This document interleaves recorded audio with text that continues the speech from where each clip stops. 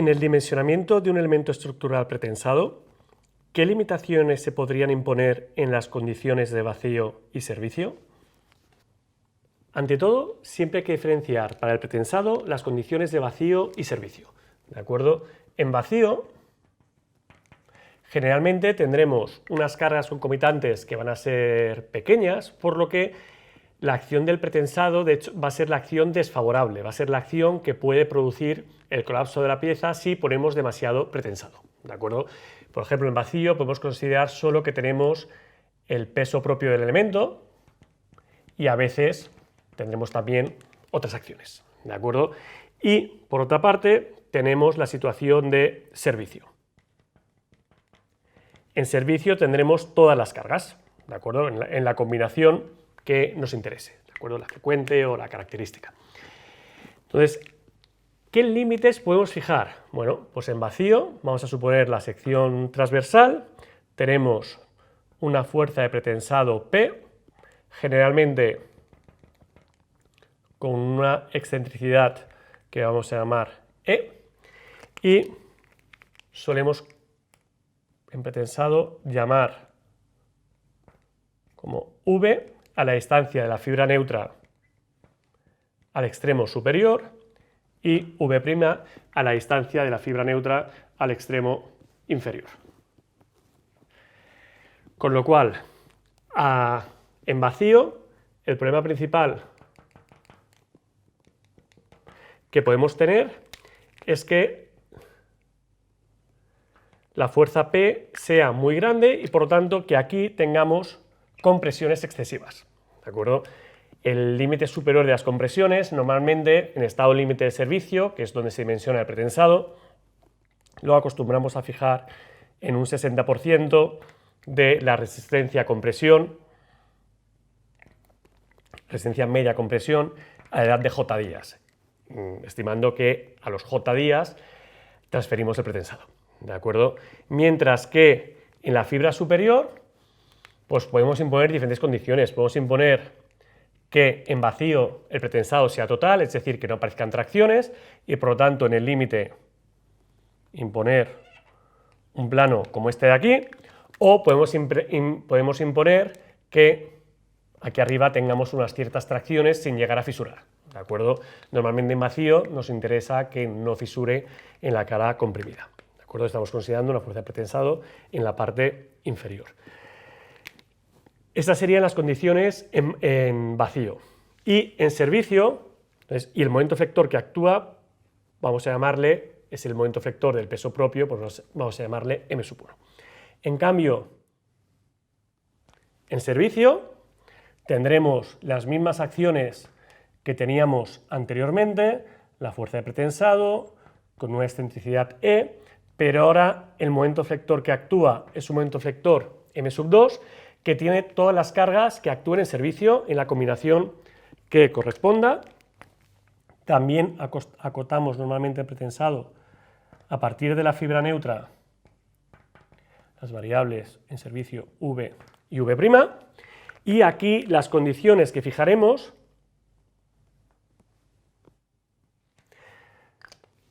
son las contrarias. Aquí el momento flector M2 es muy grande porque tiene todas las cargas, entonces la compresión máxima la vamos a tener arriba. Entonces vamos a imponer que aquí arriba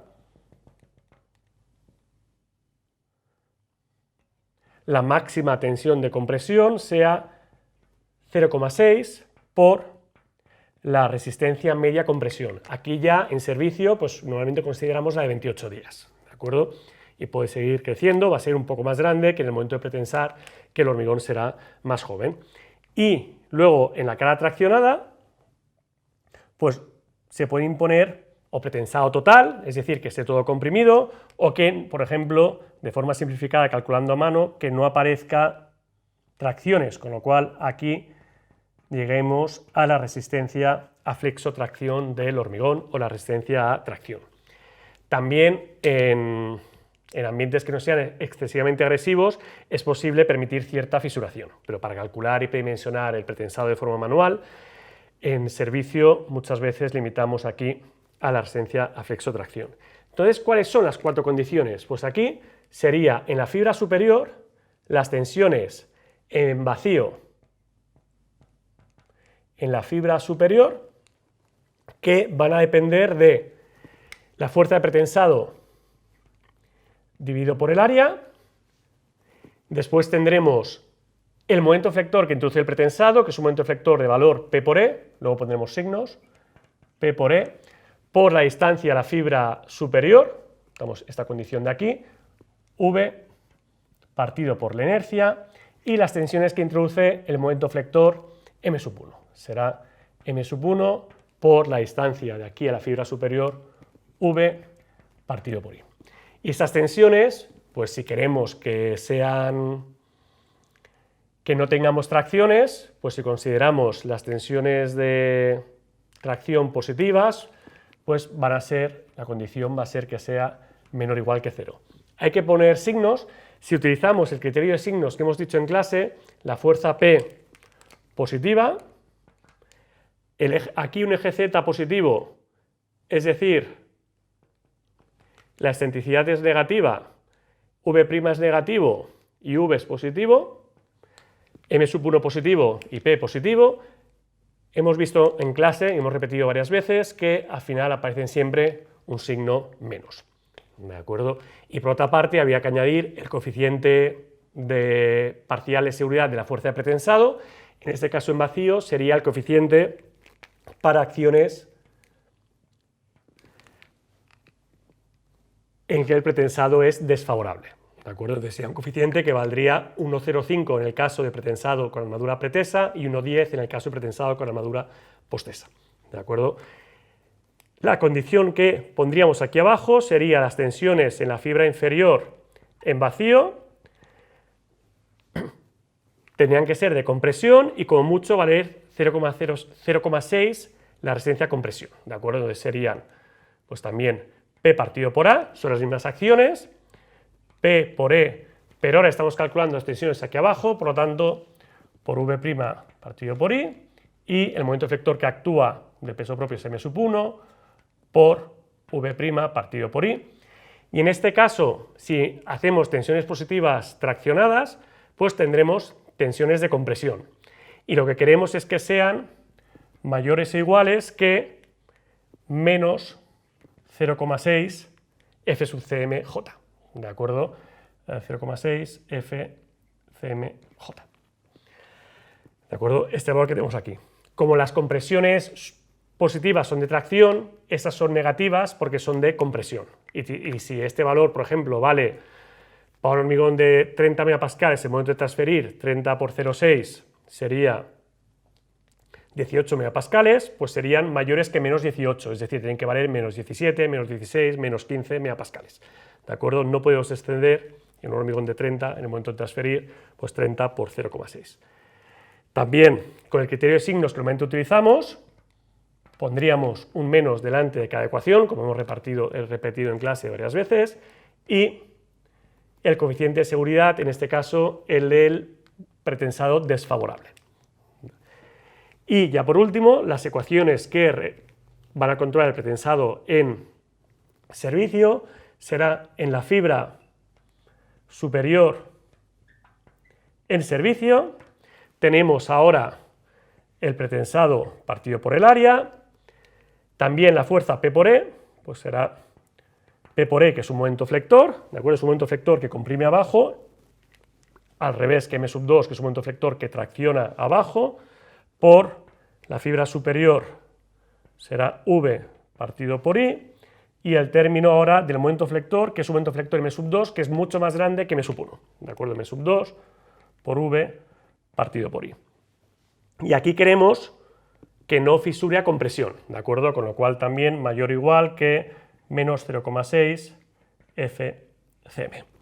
Otra vez hay que poner los signos, con el criterio de signos, basta pensarlo, ¿vale? Pero con el criterio de signo que hemos visto en clase siempre sale aquí un menos, y el coeficiente de seguridad, pero en este caso para el pretensado favorable, porque lo que hace el pretensado es contrarrestar la fuerza M sub 2, que es el momento flector que viene del servicio, es un momento flector grande, que produce tracciones abajo, compresiones arriba, y la fuerza P hace exactamente el efecto contrario, compresiones en la zona inferior, en esta zona de región de momento flector positivo, y tracciones en la zona superior. ¿De acuerdo? Aquí el coeficiente sería,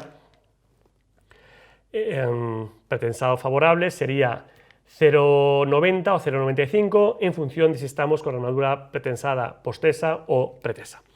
La ecuación que falta será en las tensiones en la fibra inferior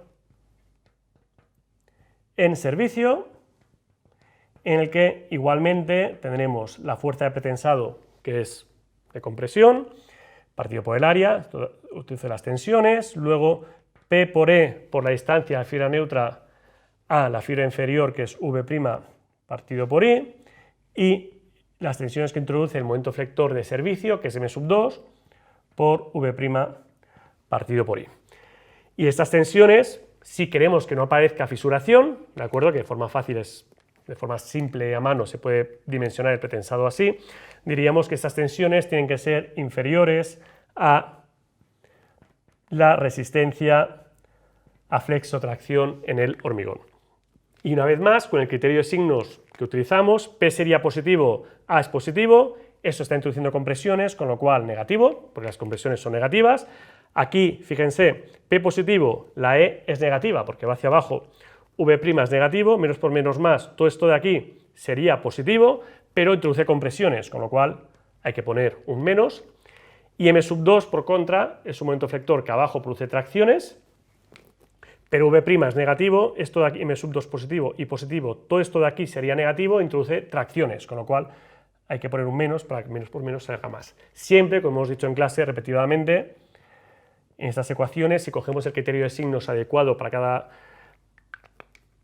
cada carga y cada valor de distancia, al final nos sale este conjunto de ecuaciones muy compactos, todos con signos menos. Se puede hacer otro criterio de signos e ir pensando en cada caso, y el coeficiente de seguridad, en este caso, el propio de pretensado favorable. La fuerza de pretensado la ponemos precisamente para que en servicio limitar la fisuración y también controlar la flecha.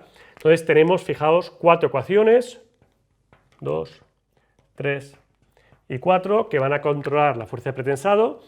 Tenemos que cumplir las 4 y las más importantes, de todas maneras, las que generalmente controlan más el dimensionamiento, es la ecuación 1 y la ecuación 4, las que están relacionadas con la resistencia a tracción o con la aparición de fisuras, ¿de acuerdo? Las ecuaciones 2 y 3 son más fáciles de cumplir. Y por último, de este conjunto de ecuaciones que regulan el pretensado, hay que tener en cuenta que en vacío tenemos una fuerza de pretensado que sería la fuerza justo después de transferir, por ejemplo, le podemos llamar P sub I,